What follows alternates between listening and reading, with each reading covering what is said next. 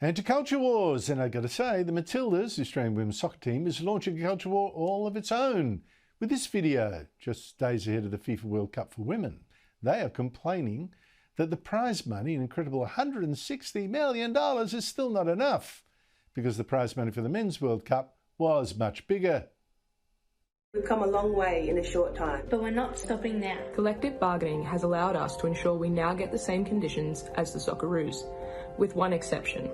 FIFA will still only offer women 1/4 as much prize money as men for the same achievement.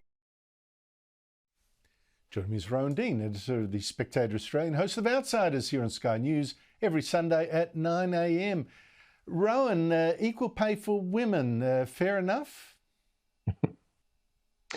Andrew, Bjorn Lomborg was just telling you that we don't spend enough on education in the world, in the West, and that's certainly, the Matildas certainly have shown that up. This is the problem when you bring up an entire generation to believe both that traditional socialist policies are the norm, you know, collective bargaining. I mean, what sports person should be talking about collective bargaining and unions and things like that, and that the free market, that you can kind of merge the two. They don't understand that they're competing systems. So the idea of the free market is you get untold wealth through merit, and you perform at your very best. Whatever it's sports, business, whatever it might be, the better you are, the more likely you are to become wealthy, because you're doing your job to the best of your ability.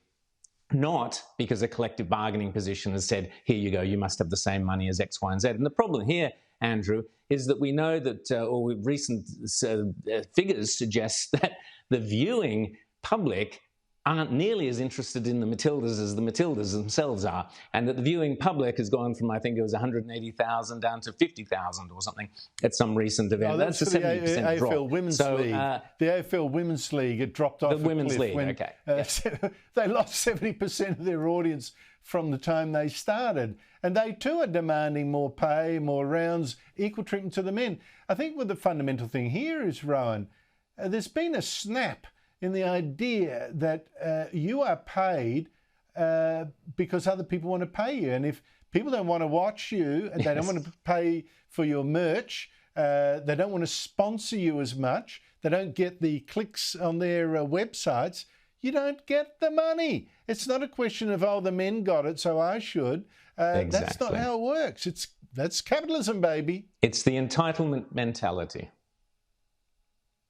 Well, I just wonder why they don't say it's the why they entitlement compare themselves mentality, to the male soccer players and not other women. Like, they don't say, we want pay parity with other women who are also doing hard work, like nurses and teachers. We want pay parity with them. I don't hear that, Rowan.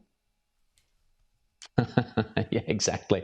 And you also saw recently the netballers, the women's netball team, who turned away money that was being given to them by a sponsor, by Gina Reinhart and Hancock, for political reasons. So the politicisation in the education of our kids is having such disastrous results. People don't understand how basic economics works.